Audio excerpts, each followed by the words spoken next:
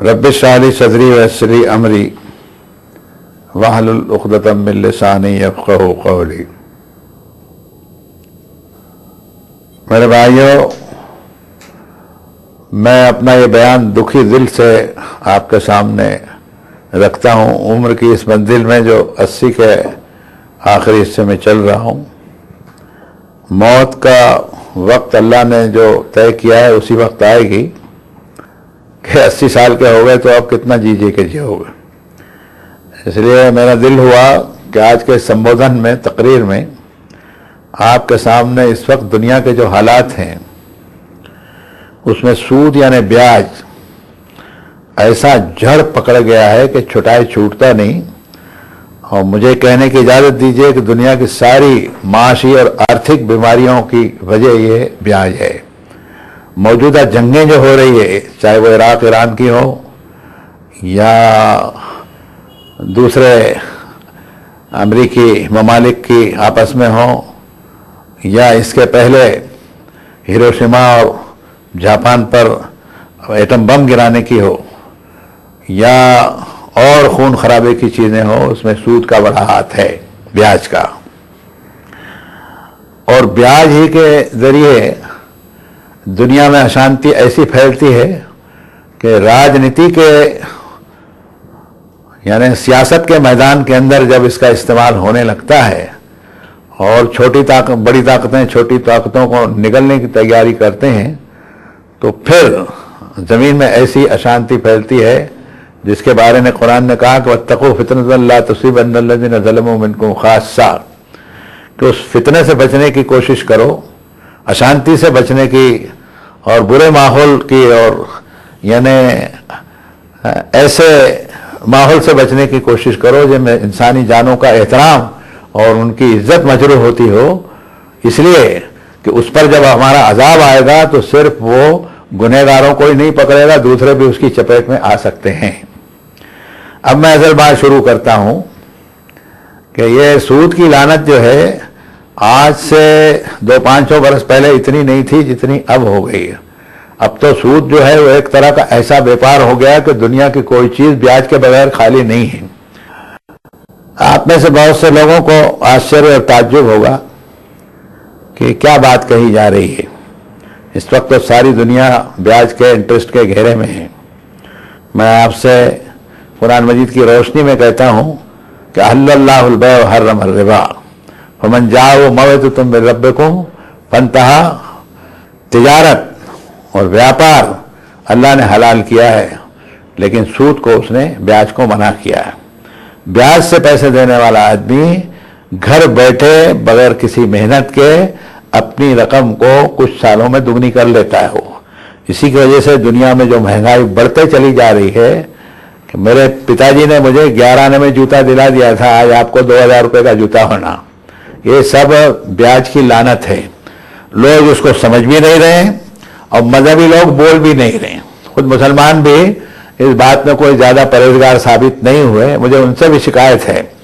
इसलिए साफ बात आज मैं कहता हूँ कि इंसानी रिस्क के जो अल्लाह ताला ने दरवाजे खोले हैं उसमें हलाल चीज़ों की उसने बंदिश कोई नहीं रखी, लेकिन हराम के ऊपर जो बंदिश रखी है उसमें सबसे बड़ा ब्याज और सूद है, जो आज दुनिया में ऐसा चल पड़ा है।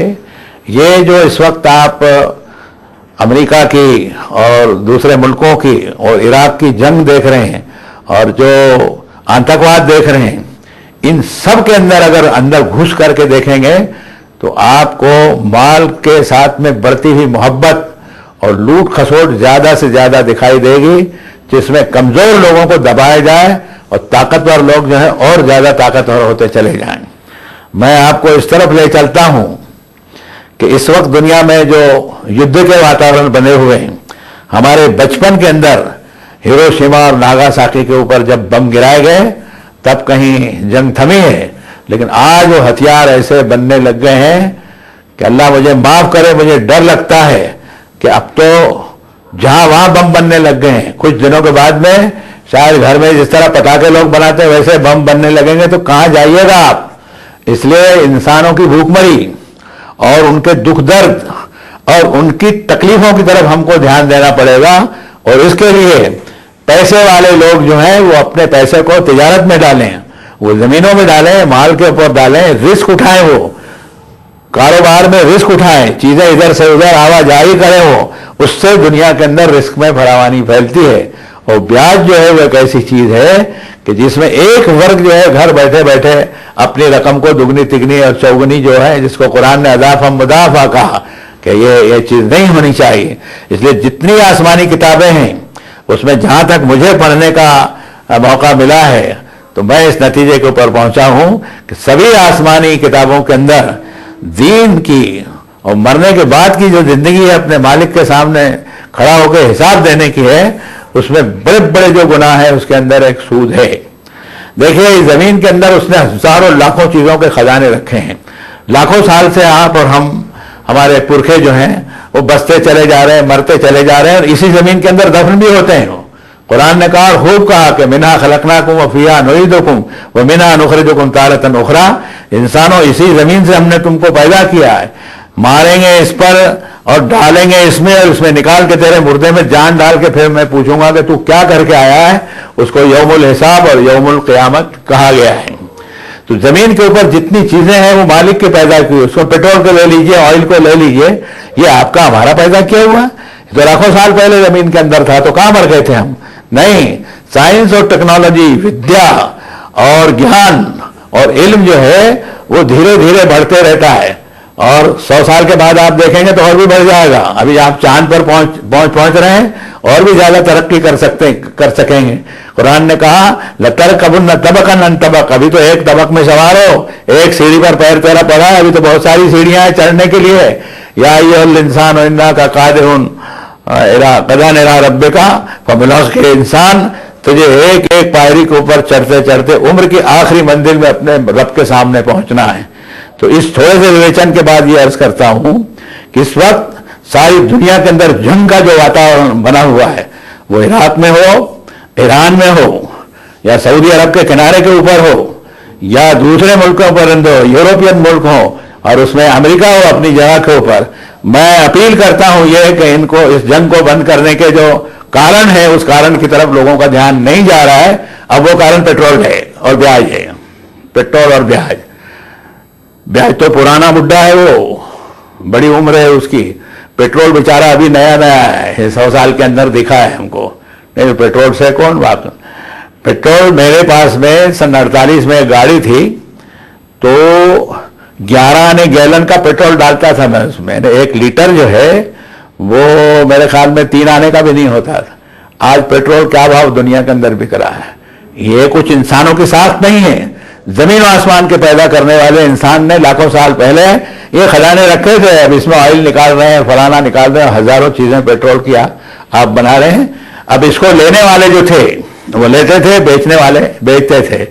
बेचने वालों ने चीजों के भाव ज्यादा देने शुरू किए, इसलिए कि ब्याज की रकमें उनको भरनी थी।